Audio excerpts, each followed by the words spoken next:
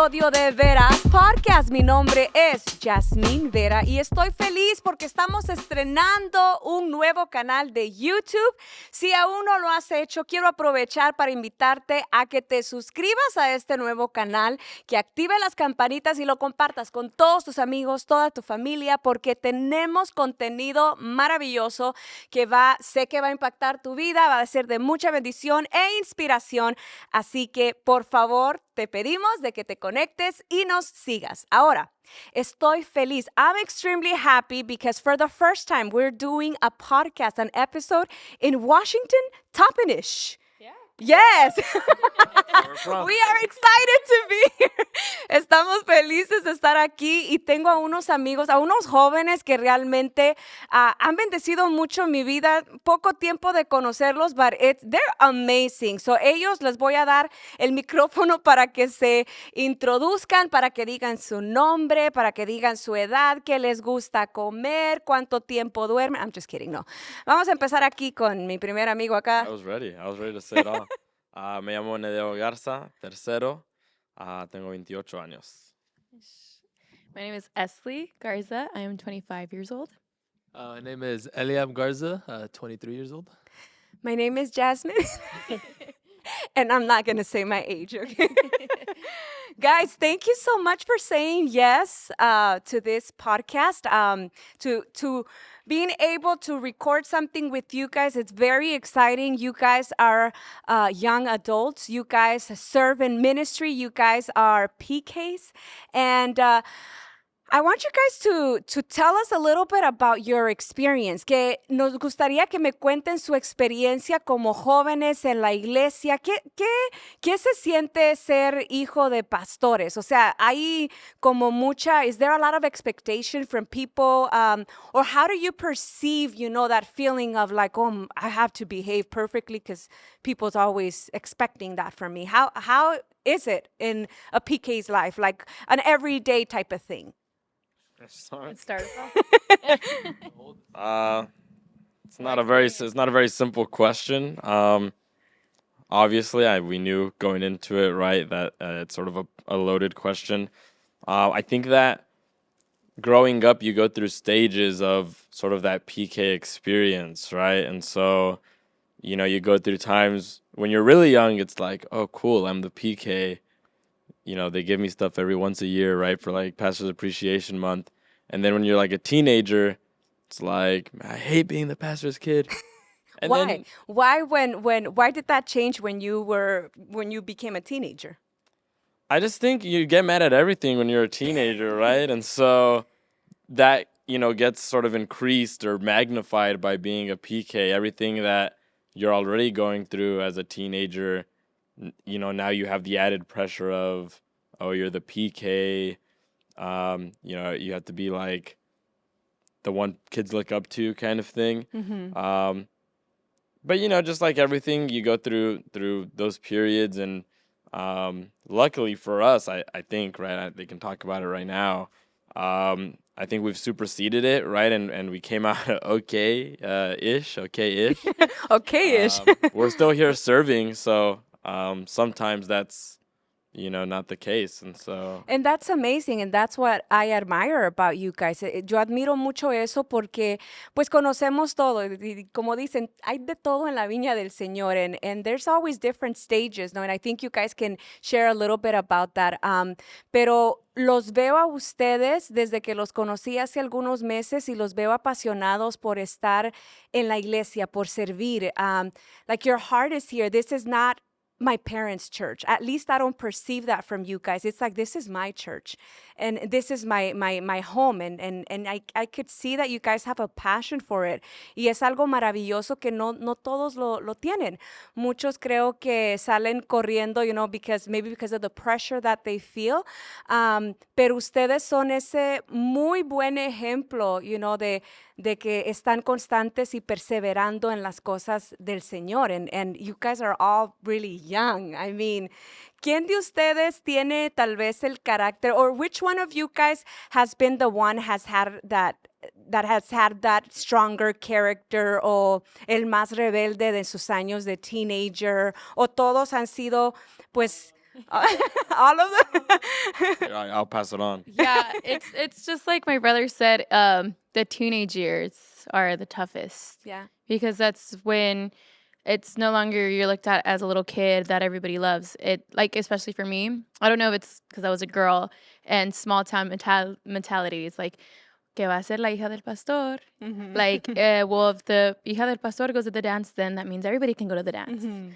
Well, if she's doing this, then everybody's doing that. So it's like you were always they're waiting for you to do something wrong Mhm. or maybe that what was preached against, like waiting for us to go to the theater, waiting for us so that it now becomes easier for them to Mhm. point a finger or it's okay to do because they did it. Mhm. And how is it like your relationship between each other? Like, do you guys se llevan bien todos o se pelean de vez en cuando? ¿O quién puede tomar esta respuesta?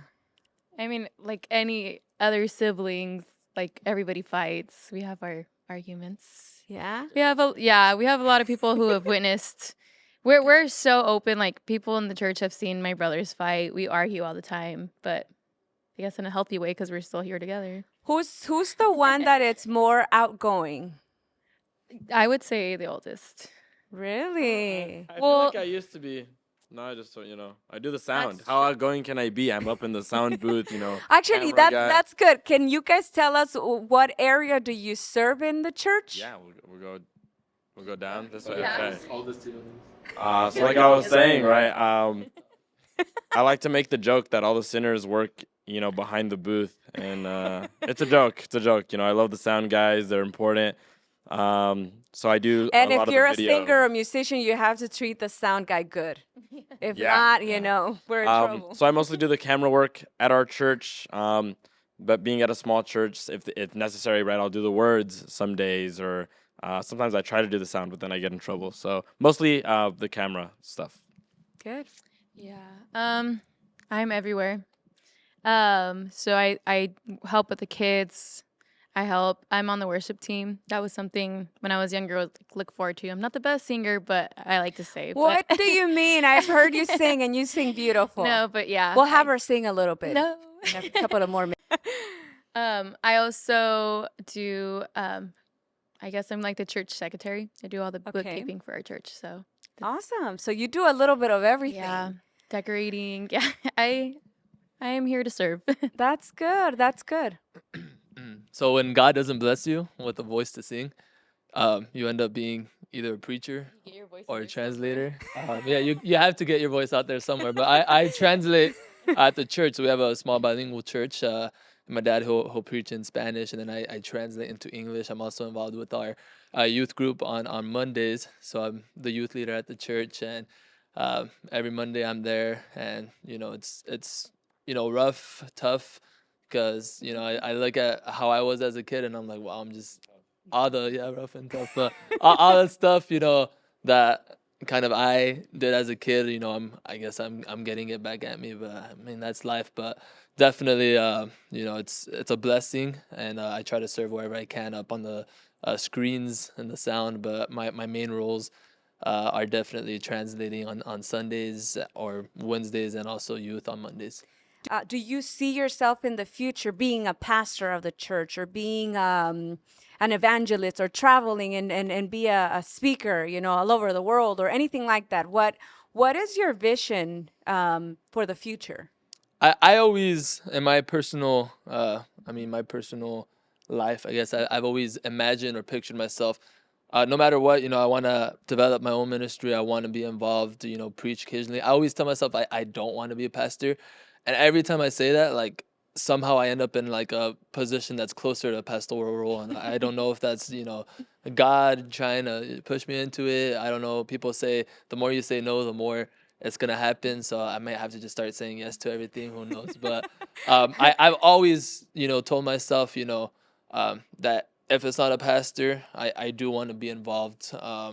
If it's this church, or, if I go to a different church and God calls me elsewhere, my goal and how I was, kind of raised and taught is, be the right-hand man of where the pastor, wherever it is that I serve. Mm-hmm.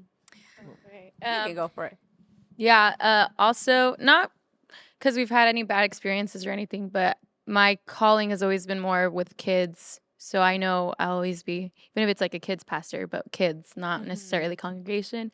And also, like, wherever I go, I will always be the pastor's right hand woman if I need to be, but I would always support, not be head, right? Senior pastor, but always in ministry. Yeah, I think I agree sort of with Esly. Um, I think I would like to serve at any church. You know, I love to serve here. Um, I'm also partly sort of an Eliab side, right? I don't know if God will ever call me to ministry at a pastoral level. Growing up, being a PK, I know that it's not something I could just say, oh, sure, man, I'll be a pastor on the side or something. You know, you can't, right? At least in my point of view, you know, it's something that really does take over your life. And so as of now, I don't think so. I would love to serve in whatever capacity I can. I do like sharing the word. I think I do have talent for it. Just pastoring the way I view it, maybe because of the small church where, you know, pastors have to sort of sometimes take a lot of, you know, roles and wear a lot of hats. I don't think it's my calling. But if, you know, God calls me, I wouldn't be super surprised kind of thing. But yeah, it's who knows? It's one of those, right? Yeah. Who knows? I have a question for you guys, and I think it is a little bit of a tough question, but I would like to know, what is it that your dad and mom did that helped to keep you guys in church? Because I know you guys are adults now.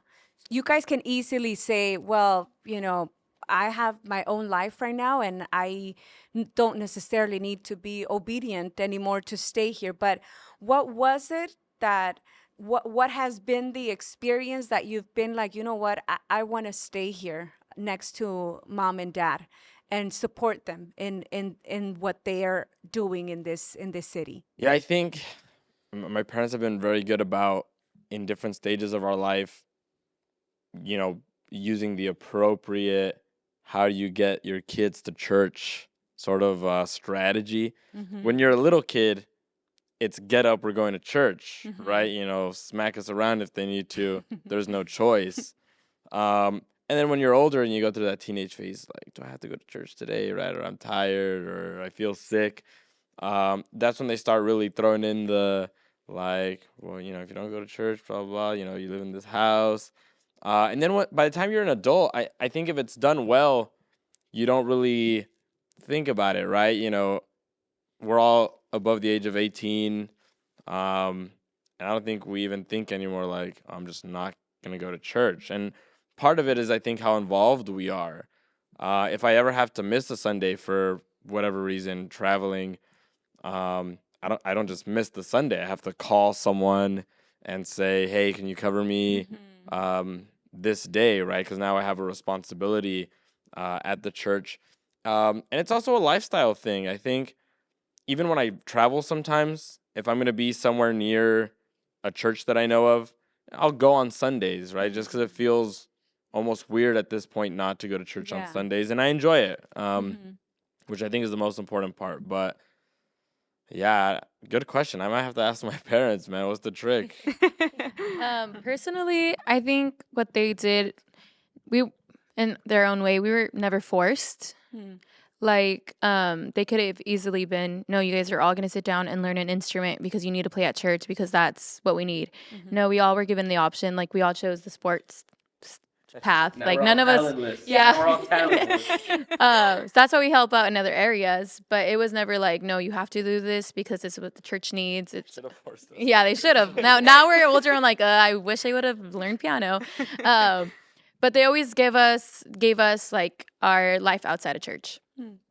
So that, I think, is one thing they So did. you guys did have a choice, right? So it's like, yes, I'm sure that your parents have done an excellent job with the three of you, but it's beautiful to hear that, because I do hear like other PKs that they're like, no, it's because they were so hard on me that right when I turned 18, I just decided to walk away. And it's been years and they're no longer going to church because of the way the parents were just enforcing certain things on them and not explaining to them the reason why, I think it was. And then not only that, the fact that the people of the church sometimes would use the language, que no eres tú el hijo del pastor, type of thing, you know. So, but yeah, how about you? What was the question? Okay, you guys, tengo que decir eso. These two guys are actually flying out in just a few hours to China. So thank you for being here. Pray for us. We're going to be praying for you guys. So what have your parents done?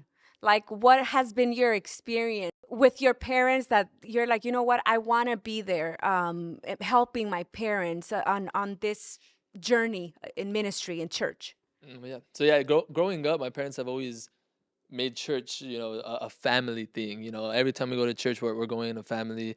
You know, we have, I mean, to some extent, it was forced on us, you know, but they'd let us do whatever, like, you know, outside of church, you could be involved in sports, you can go hang out with friends, but you're not missing church. And growing up, you know, I'd be in the church pews. I'd be asleep, you know, babeando on the seats, but I was in church, you know, as a kid. Now, you know, now I don't do it anymore, mainly because I translate. So why are you guys making those faces? Tell the audience. I'm like, okay, what do you know? Babeando. I mean, that's the word I use. Microphone, But no, definitely.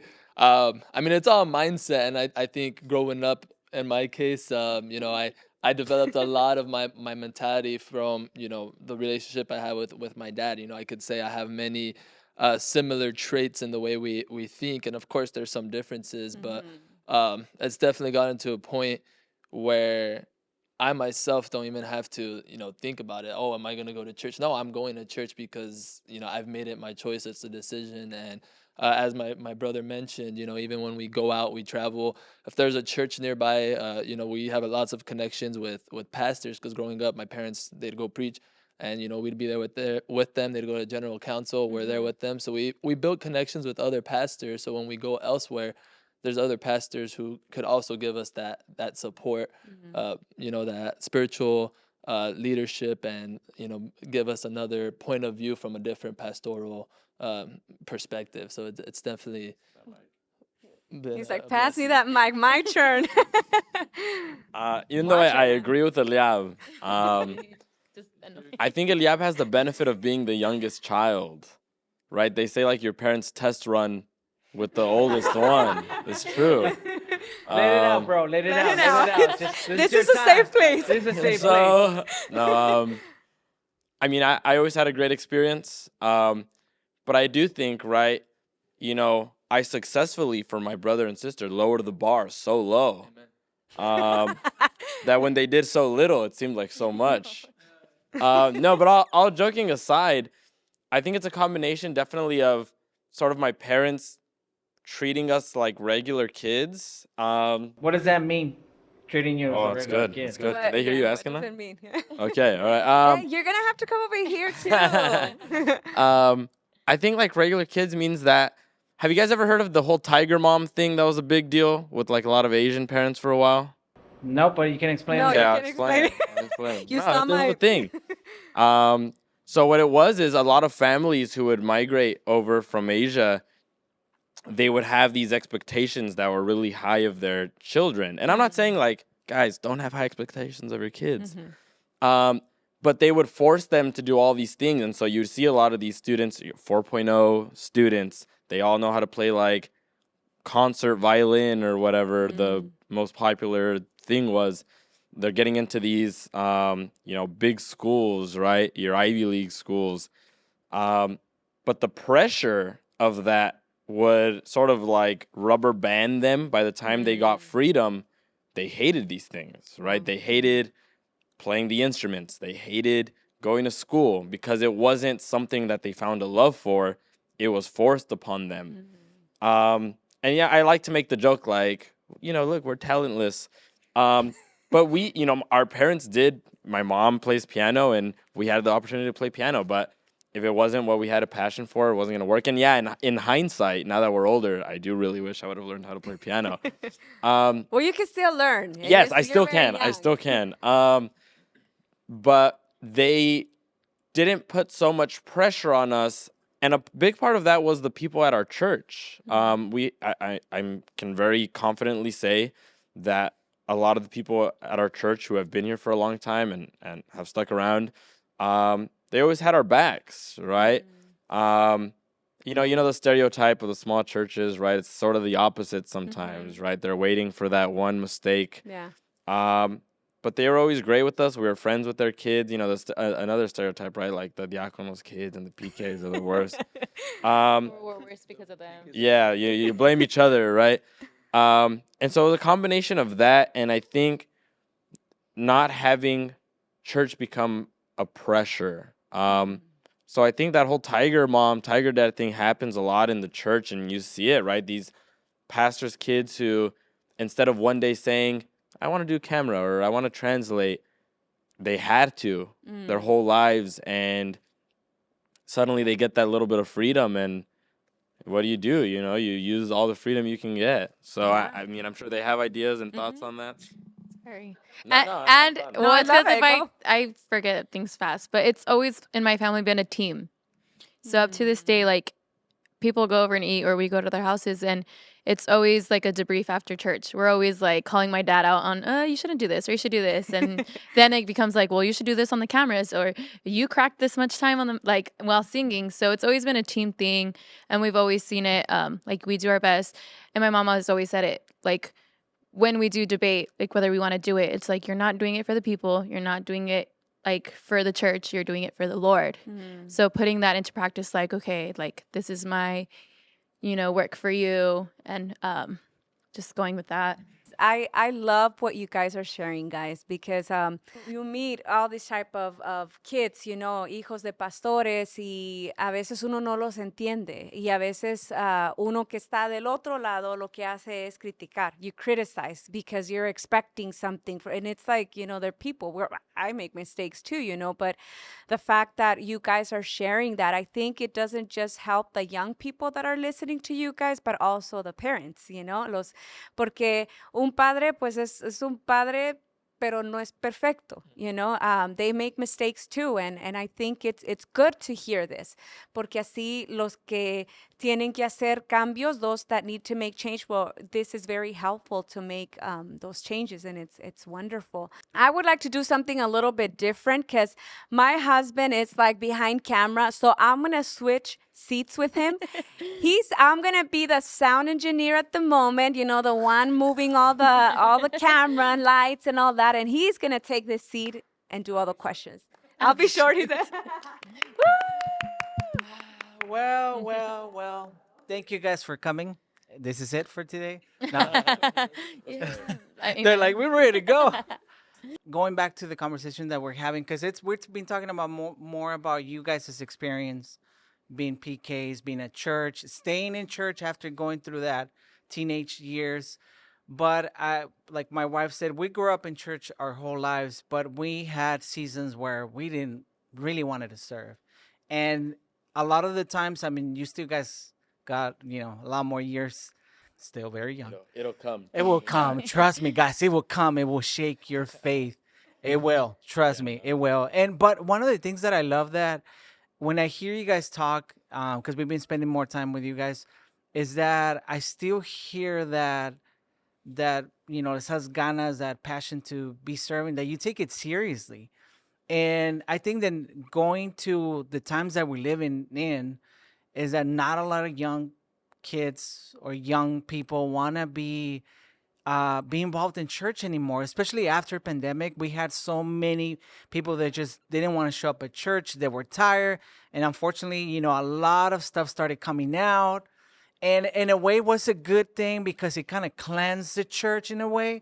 And it helped everybody at least to question yourself, what am I doing this for? At least for us was one of those moments that we had to question. So I guess my question would be, what has helped you guys, besides God, but what has helped you guys wanting to be and still be involved in church, be present? One thing that came into my mind while you were talking is, and with our parents' help, right? I think we waited until it was our time, not necessarily their time. Like, okay, you're next up to do sound. You're next up to start teaching. I don't know if it's different for them, but like we have a lot of kid classes, right? So we did missionettes, and that's up until high school. So it wasn't like I had to stop going to my classes because I was called to, or go do something else, or go teach a class instead. Like we all had our sort of discipleship, and then we got to choose when we were ready to start singing. Well, of course, también, like she didn't have an 8-year-old singing in the altar call because we understood from a young age that it's not, you're not up there just to sing, like you're up there because you're called to. So it was always like our time. There was never like, oh, we need a singer, go sing, or we need somebody to do the lyrics, go. It was like, Which is the I most want to. typical thing, especially when you're in a small church. We sometimes lack of people that wanted to serve. So I was thrown on drums Yeah. at a young age. But in a way, I'm glad too that I had someone who pushed me in a way, because at that age, you do need someone because you don't really understand. You're young. I was a kid. And it's also another thing to like just be thrown, or for somebody to put in the words as in like, you have talent, or I see the vision in you and I want to work with that. That is a huge difference too. Yeah, so I can't relate to that. It wasn't my time. I was actually thrown into every position I have. So, when I translated, the first time I translated, I was 15 years old. I didn't want to do And now it. you're 18. I know. I'm 18. No, I'm 23 now. So it's been quite a bit, almost 10 years, 9 years already. Crazy. But the first time I didn't want to do it. And I told my dad, no, no, no. Sunday came and I ended up on the stage translating for him. And I think it's because my dad knew eventually I was going to give in and do it, because that's just the type of person I am. And I didn't want to do it the week after and the week after. But eventually, I didn't like the translator we had, and I said I do a better job, so I stepped in. If you're watching this, I'm sorry. I didn't specify which one it was though. So I started. We've had a couple. We've had a couple, and then so I started translating, and ever since I was a little kid, I've had pastors, I've had other leaders tell me like, oh, God's gonna use you in ministry, you're gonna become a pastor, and I'm like, I don't know about that one. And there's always been a calling for God, or wherever it is He wants to place me. I know I have a calling, and I'm still trying to find out, but I know He's using me in areas right now. When I became the youth leader, I didn't choose to become the youth leader. My mom, she placed me there. We had no youth leader at that time, and we had quite a bit of youth, and someone needed to step up, and I don't know why she chose me out of us three, but there's obviously a reason. We can discuss that at a later time. I'm the best. I'm the best. I don't know. That's whatever it was, but she pretty Just much being humble. just being humble. But she pretty much kind of threw me into that position, and she, I know she did so knowing that I had the ability, I had the capacity to succeed and to thrive in those positions. And one thing with me is, growing up, I was very involved in sports. I actually excelled in academics. What did you play? I did football and tennis, and tennis. Well, that's questionable. Football, tennis, tennis basketball. Yeah, it was good. Had a good and I heart. was always one of the top athletes in whatever I did. Yeah, just to be humble. I mean, I'm just being honest, man. I was the best in the team. I'm not the best on the team. If I tried harder, maybe I could be the best, but I had to make it fair for them. But anyways, everything I did, I gave my all. I would, I wanted to become the best. If I wasn't already, I wanted to become the best. I wanted to become better, and that kind of translated over to ministry. I want to be the best I can be in whatever field that God places me in, because, if I do my best, give my all in the things of the world, how much more does God deserve my all? So that's kind of my position. Yeah, that's. I have another. And we can go to you. I mean, we have some young adults that watch our podcast, and I think one of the main questions, even though they don't ask, but it's how can we balance our lives outside of church? Because inside of church is very easy. Once you grow up, for us that we grew up at church, it's very easy. We already know how to act inside, the language. what to do. But sometimes when we go outside, when we're with our friends, hanging out, how's that? Like, how's it been? How has it been for you guys that getting along with your friends, for them to kind of like know it's like, hey, I do take church seriously.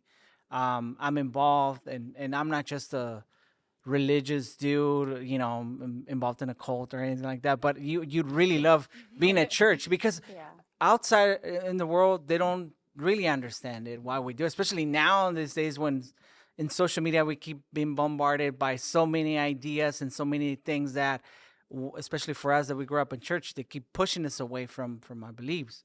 So how's that been for you guys, especially with all these things going on? Well, I'll pass the mic right now. But and I think what helps kind of is that we grew up in this small town. So all our friends have been, or they've known us since we were little. So in this town, it's no secret that we're the pastor's kids, right? So our friends have known from, or at least mine, from the beginning, that I go to church, my beliefs. And another thing that helped with, like, we were like the normal kids too. Like, we hung out, we had fun, but we had a daycare too. That was also, we would practice, like, watch VeggieTales. We would pray. So there was a group of kids that grew up with us. So, they saw us as friends and also got to know that side of the Christian side. But I mean, just always being transparent. Like, I personally, they always knew who I was and respected it. So. Yeah, I agree with Esly on all that. I did want to talk about sort of what you were saying, right? The first part of that question, young people, young people who are dealing with balancing sort of that church life and, outside life. Which it should be, I mean, you said that word transparent, which should be the same everywhere you are. Yeah. I've always told people, and I tell people outside of church, right? Because, they're like, I'm a little bit, a bit of a funny guy sometimes. I'm always joking around, and I always tell people, like, I promise you I'm the same way, like, everywhere. Like, at church, I'm like, dude, no way you are. But I mean, I give props to all the hermanos at church, man. When it's time to give speeches, they love to hear. And so obviously that takes time to build, and we have a very different view of that. Growing up in the church, it's sort of, we never really had to fully do that whole, like, okay, I need to make time for church.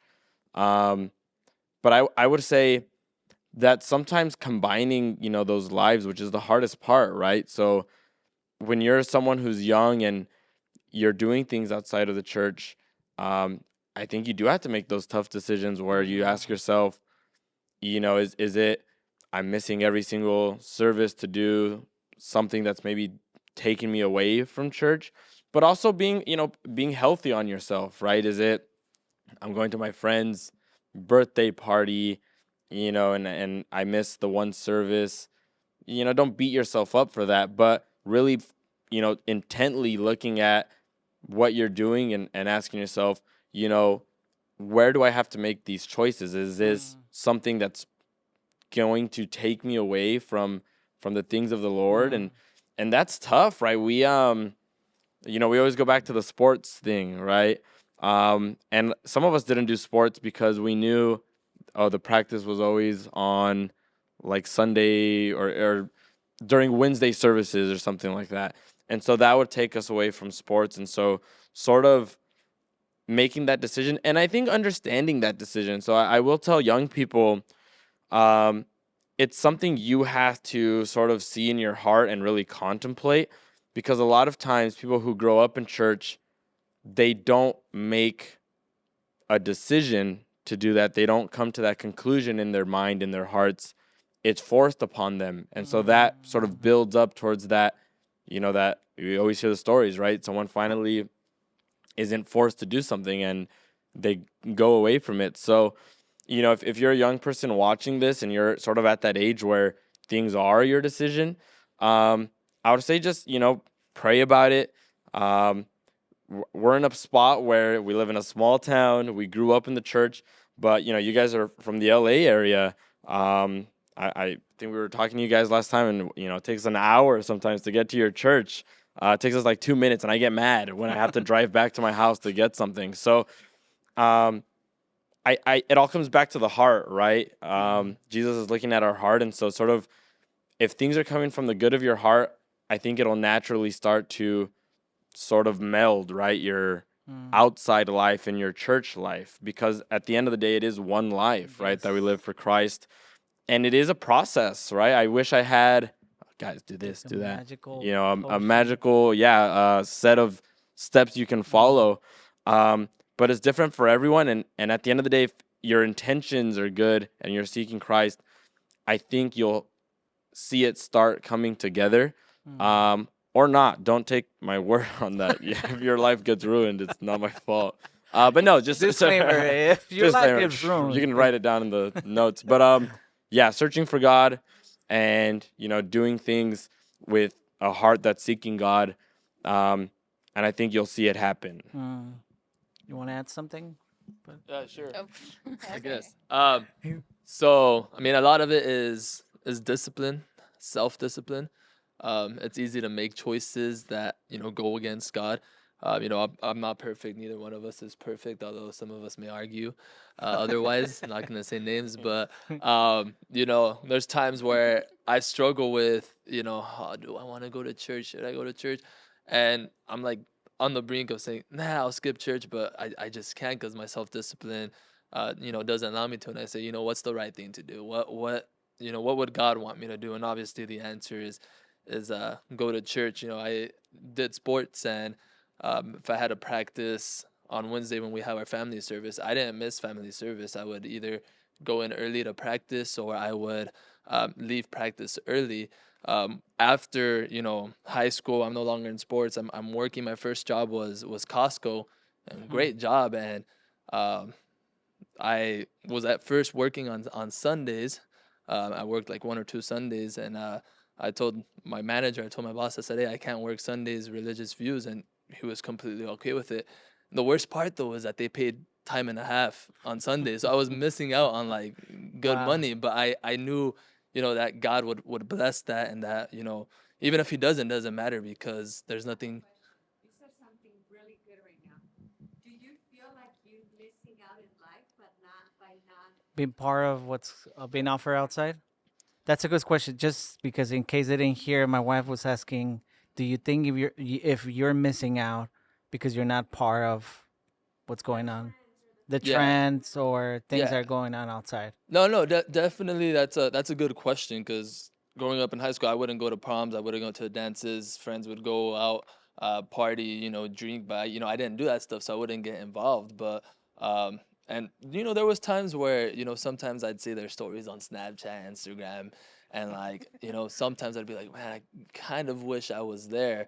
But then I see kind of where they are now and how their life is for many of them, and I see where I'm at now and kind of the difference. And I rather choose my life than theirs many times. And they're my friends. Some of them, obviously they've succeeded, but they're struggling, in different aspects of their life. Some of them, they're now wanting to come to the church and build a relationship, but they don't know how to do it, so they're kind of battling back and forth. And I know everything that growing up that my parents said, hey, stay away from that, don't do it. I know they did it out of love, and right now I could see where that's benefiting me, and that's being a blessing to my life. And maybe back then I didn't see it, and I would argue, and I'd be like, what are they talking about? They don't know what they're saying. But now I can see it, and I'm like, I thank God for giving me the parents they gave me, and for the decisions they made. Of course, there's a few that I still think they may have gone overboard, but it's all right. We'll let it slide. We'll let it slide.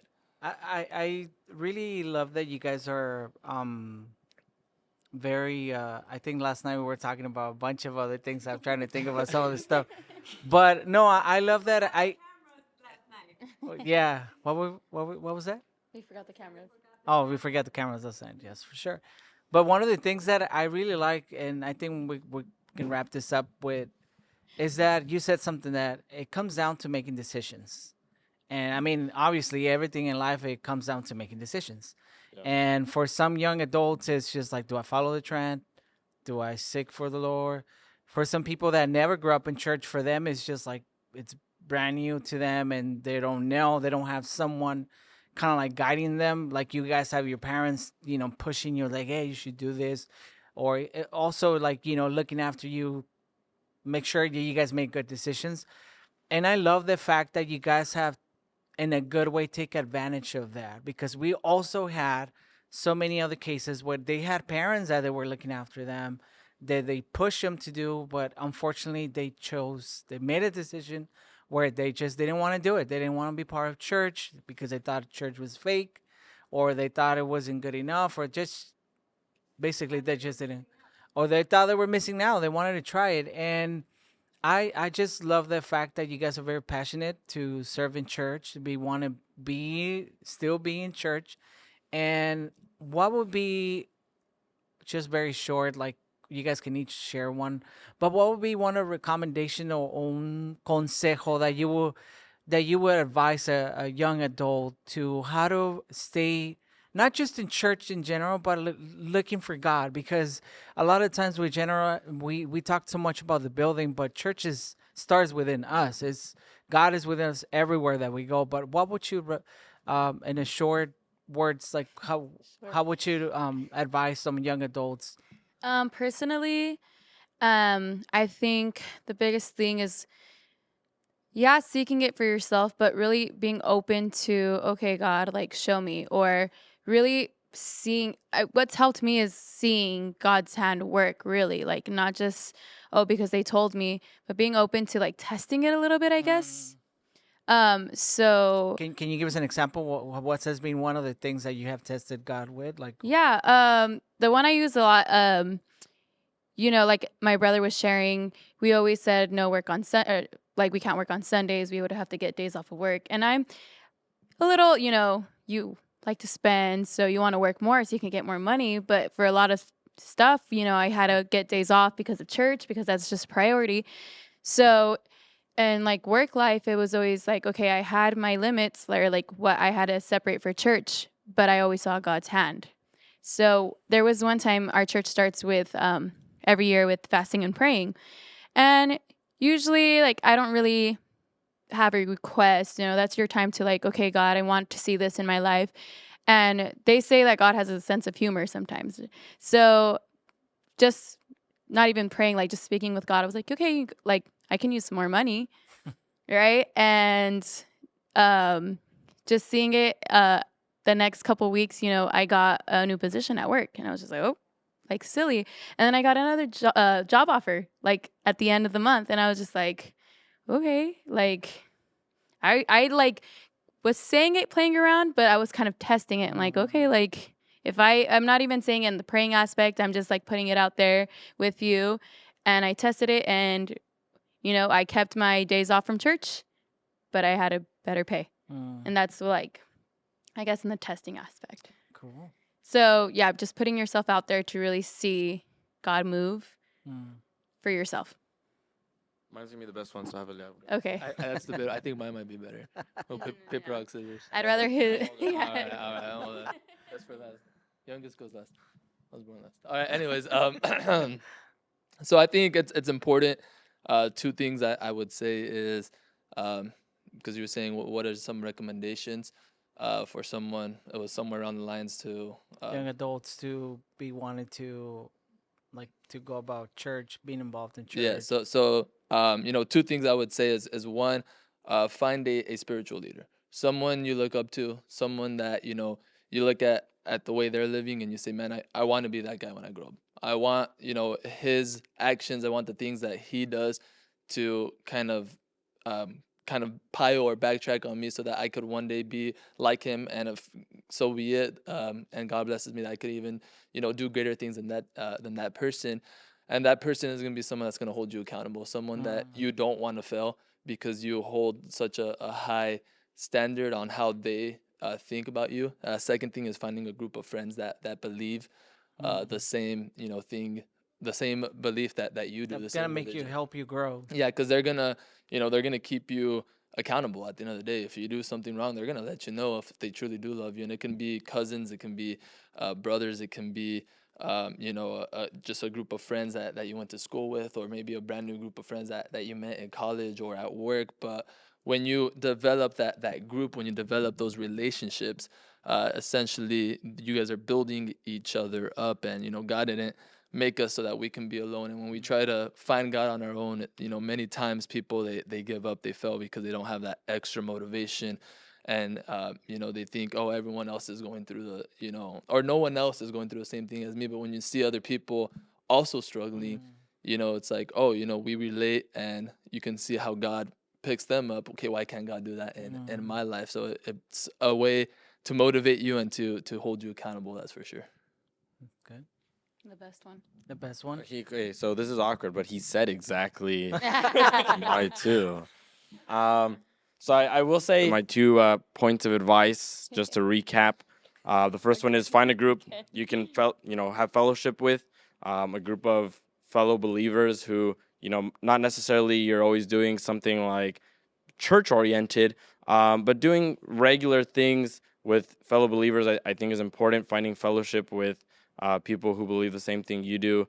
And then secondly, if you are someone who's already working in the ministry, discipling someone. And that's for 2 reasons. The 2 reasons are that you're bringing up the next generation, but also to avoid that burnout that we talk about, or even the opposite of burnout, right? Sort of getting into just a motion of doing it every week and every week. And I'm not saying when they're covering for you, don't come to church. I'm saying come to church, but just to receive the word. I know sometimes when you're busy, ministering, you don't catch all the word, right? Or sometimes you're so preoccupied with doing things correctly that you don't have time to just receive the word. And so finding someone you can disciple, to sort of give yourself that time to be just another member of the church every few Sundays, I think is important. Thank you. Yeah. So then I was just going to add, and also being open, like either with your mentor or who you're mentoring, because a lot of the times I think, and we joke about it, like, oh, son las traumas, but a lot of it's because they don't share. So like he was talking about like fellowship, and we have our college and career group, and it's nice to actually see it, because we have like a girl who was, did you guys ever experience, or did this ever happen to you? And it's just like, yeah, like being able to share like that we all, even if pastor kid or not, like we all went through that teenage phase, right? We had talked about in the beginning of maybe wanting to do that, going to prom or blah, blah, blah, like open. That way you're not known as the one who left because of traumas. Yeah, but be vulnerable with your experiences. Thank you guys so much. It's been so amazing to hear everything that you guys have spoken. It has blessed me a lot. I know it's a blessing to everybody. Please, if you have any questions, si tienen cualquier pregunta, any comments, feel free to write it over here on the comment section. Don't forget to subscribe. Don't forget to activate the little ringy bell. Ring bell. The Subscribe. ringy bell. Follow. Subscribe on the corner. Yeah. Usted sabe ahí. So, muchísimas gracias por Share. estar con nosotros. Gracias por todo el apoyo y nos vemos en el próximo episodio. We'll see you again on the next episode of... Can I shout out my Instagram? Oh, yeah. Okay.